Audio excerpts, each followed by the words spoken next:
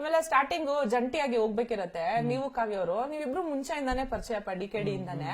But ಏನದು ಕಾವ್ಯ ಸ್ವಲ್ಪ ಗೊತ್ತಿಲ್ಲದೆ ಇರೋ ತರ ಎಲ್ಲ ಮಾಡಿ ಹೆಂಗ್ ಕಂಟೆಂಟ್ಗೋಸ್ಕರ ಮಾಡಿದ್ದ ಅಥವಾ ಹೆಂಗೆ? ಸ್ಟಾರ್ಟಿಂಗ್ ಓಪನಿಂಗ್ ಇಲ್ಲ, ಸತ್ಯವಾಗ್ಲೂ ನನ್ಗೆ ಈಗಲೂ ಆಶ್ಚರ್ಯ ಕಾವ್ಯ ಅಂತಂದ್ರೆ ನನ್ ಕಾವ್ಯನ ಜೊತೆ ಜಾಸ್ತಿ ಆ ಶೋಲಿ ಡಿ ಶೋಲಿ ಜಾಸ್ತಿ ಕಾವ್ಯನ ಜೊತೆ ಮಾತೇ ಆಡ್ತಿರಲ್ಲ.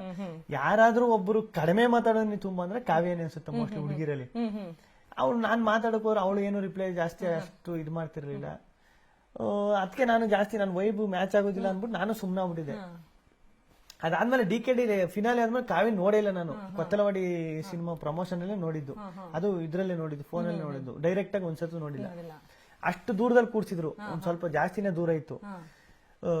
ನನಗ್ ಗೊತ್ತಿಲ್ಲ ಮೇಕಪ್ ಹೇರ್ ಸ್ಟೈಲು ಗೊತ್ತಿಲ್ಲ. ಯಾಕಂದ್ರೆ ಡಿ ಶೋ ಅಲ್ಲಿ ಅವ್ರ ಇದ್ದದ್ದು ಗೆಟಪ್ ಬೇರೆ ಇತ್ತೇನೋ, ಇಲ್ಲೊಂದು ಗೊತ್ತಾಗಿಲ್ಲ ಸ್ಟಾರ್ಟಿಂಗ್. ಆಮೇಲೆ ಸ್ವಲ್ಪ ಲೇಟ್ ಆಗ್ಬಿಟ್ಟಿತ್ತು, ತೂಗಿಡಿಸ್ತಾ ಇದ್ದೀನಿ ನಾನು.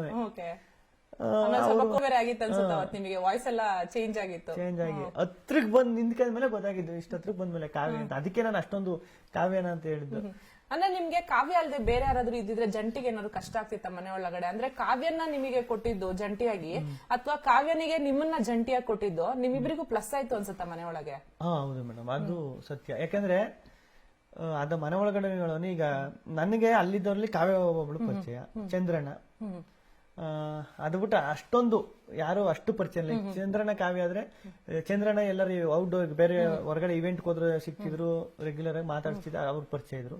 ಕಾವ್ಯ ಒಂದು ಶೋ ಮಾಡಿದ್ರು, ಪರಿಚಯ ಇದ್ರು. ಅಂದ್ರೆ ಜಾಸ್ತಿ ಪರಿಚಯ ಇದ್ದವ್ರೆ ಇವ್ರಿಬ್ರು.